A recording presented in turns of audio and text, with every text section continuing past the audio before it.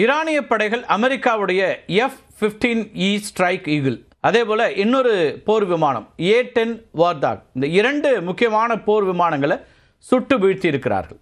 Iraq போருக்கு பிறகு முதல் முறையா எதிரி நாட்டில் அமெரிக்கா தன்னுடைய போர் விமானங்களை இழந்திருக்கிறது. ஈரான் முதல்ல வீழ்த்தியது F-35 லைட்னிங் 2 விமானம் அப்படின்னும் அதனுடைய விமானியை சிறைப்பிடித்திருக்கிறதாகவும் நேற்று அறிவிச்சிருந்தாங்க. ஆனால் அந்த விபத்து நடந்த இடத்திலிருந்து ஈரான் வெளியிட்ட புகைப்படங்கள், அது மட்டும் இல்லாமல் வீடியோக்கள் இருக்கு இல்லையா, இதை பாதுகாப்புத்துறை வல்லுநர்கள் ஆய்வு பண்ணுறாங்க. அப்போ அந்த ஆய்வுக்கு பிறகு என்ன வருதுன்னா, F-35 இல்லை, F-15E ஸ்ட்ரைக் ஈகிள் அப்படிங்கிறது தெரிய வருது. அமெரிக்க விமானப்படையினுடைய மிகச்சிறந்த போர் விமானங்களில் ஒன்று F-15E ஸ்ட்ரைக் ஈகிள். இந்த F-15E விமானம் இருக்கு இல்லையா, இது டுவல் ரோல் ஃபைட்டர், அதாவது வான்வெளியில் சண்டையிடுறதோட தரைப்பகுதியில் இருக்கக்கூடிய இலக்குகளையும் மிக துல்லியமாக தாக்கக்கூடிய திறன் கொண்டது. இதனால தான் இந்த ரகத்தை இரட்டை வேட போர் வீரன் அப்படின்னு இந்த விமானத்தை அழைப்பாங்க. இந்த விமானங்களில் 2 நபர்கள் இருப்பாங்க. ஒருத்தர் விமானத்தை இயக்கக்கூடிய பைலட், இன்னொருத்தர் வெப்பன் சிஸ்டம்ஸ் ஆஃபீஸர்.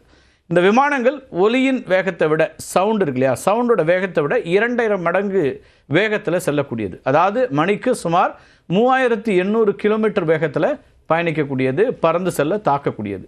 F-15E இருக்கு இல்லையா, இது இதுவரைக்கும் வான்வழி சண்டைகளில் தோற்கடிக்கப்படாத ஒரு விமானமாகவே கருதப்பட்டது, ரொம்ப முக்கியமான ஒன்று.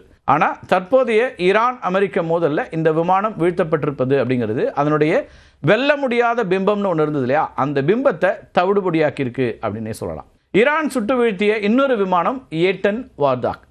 இது தரைப்படை தாக்குதலுக்கு பெயர் போன ஒரு விமானம்னே சொல்லலாம். இந்த வார்தாக் விமானம் இருக்கு இல்லையா, இது ஹார்முஸ் நீரிணைக்கு அருகே வீழ்த்தப்பட்டிருக்கிறது. அமெரிக்க விமானப்படையினுடைய மிகவும் கரடு முரடான, அது மட்டும் இல்லாமல் வலிமையான விமானம் அப்படின்னு கருதப்படக்கூடிய ஒன்று தான் இந்த A-10 தண்டர்போல்ட் 2.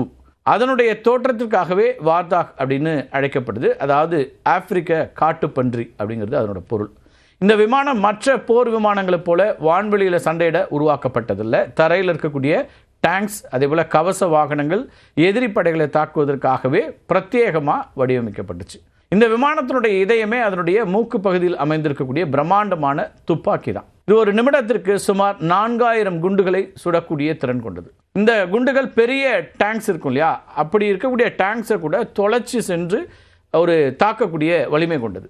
இதனுடைய துப்பாக்கி சுடும்போது ஏற்படக்கூடிய சத்தம்ங்கிறது போர்க்காலத்தில் மிகவும் புகழ்பெற்றது, கவனிக்கத்தக்கதாக இருக்கும்.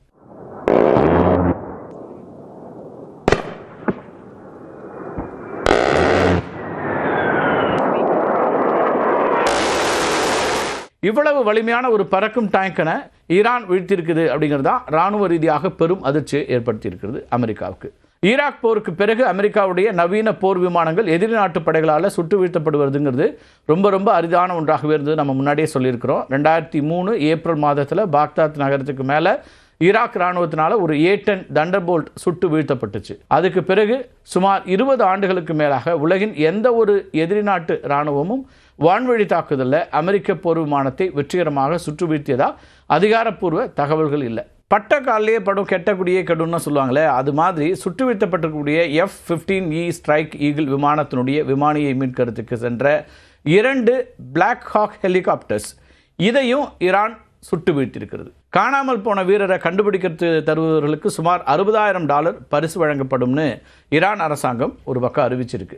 ஈரான் நாடாளுமன்ற சபாநாயகர் முகமது பாகர் காலிஃபா தன்னுடைய எக்ஸ் சமூக வலைத்தள பக்கத்தில் அமெரிக்காவை கிண்டல் பண்ணியிருக்கிறார். ஈரானை தொடர்ந்து 37 முறை தோற்கடித்ததாக சொல்லிக்கொள்ளக்கூடிய அமெரிக்காவினுடைய இந்த போர் ஆட்சி மாற்றம் என்ற இலக்கிலிருந்து தயவு செய்து யாராவது எங்கள் விமானிகளை கண்டுபிடித்து தாருங்கள் அப்படிங்கிற நிலைக்கு தள்ளப்பட்டிருக்குங்கிறது தான் அவரோட கிண்டல். அதோட நிறுத்தலை. என்ன ஒரு அபாரமான முன்னேற்றம், இவங்க உண்மையான அறிவாளிகள் அப்படின்லாம் சொல்லி காலிபாஃப் ஒரு கிண்டலாக அந்த பதிவை முடிக்கிறார். ஈரானிய வான் எல்லைக்குள்ளே காணாமல் போன அந்த ஒரு அமெரிக்க வீரருக்கு ஏதேனும் தீங்கு விளைவிக்கப்பட்டால் அதுக்கு ஈரான் மிகப்பெரிய விலையை தர வேண்டியிருக்கும் அப்படின்னு அமெரிக்க அதிபர் டொனால்ட் ட்ரம்ப் எச்சரிக்கை கொடுக்கிறார். இன்னொரு பக்கம் ஈரானுடைய புஷேர் அணுமின் நிலையம் மீது இஸ்ரேல் போர் விமானங்கள் குண்டு வீசி தாக்குதல் நடத்தியிருக்கிறாங்க. இதில் ஒரு பாதுகாப்பு அதிகாரி உயிரிழந்திருக்கிறாரு. அது மட்டும் இல்லாமல் ஒரு துணை கட்டிடம் சேதமடைஞ்சிருக்கு.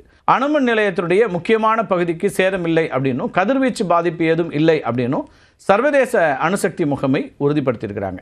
இது இந்த போரில் அணுசக்தி தளங்கள் மீது நடத்தப்படக்கூடிய 4வது தாக்குதல் அப்படிங்கிறது ரொம்ப முக்கியமாக நம்ம கவனிக்க வேண்டியிருக்கு. இந்த போரில் இப்போது அப்பாவி பொதுமக்களும் அண்டை நாட்டு மக்களும் பலியாக தொடங்கியிருக்கிறதுங்கிறது சர்வதேச அளவில் கவலை உண்டாக்கக்கூடிய ஒரு சூழலாக மாறி இருக்கு அப்படின்னே பார்க்கலாம்.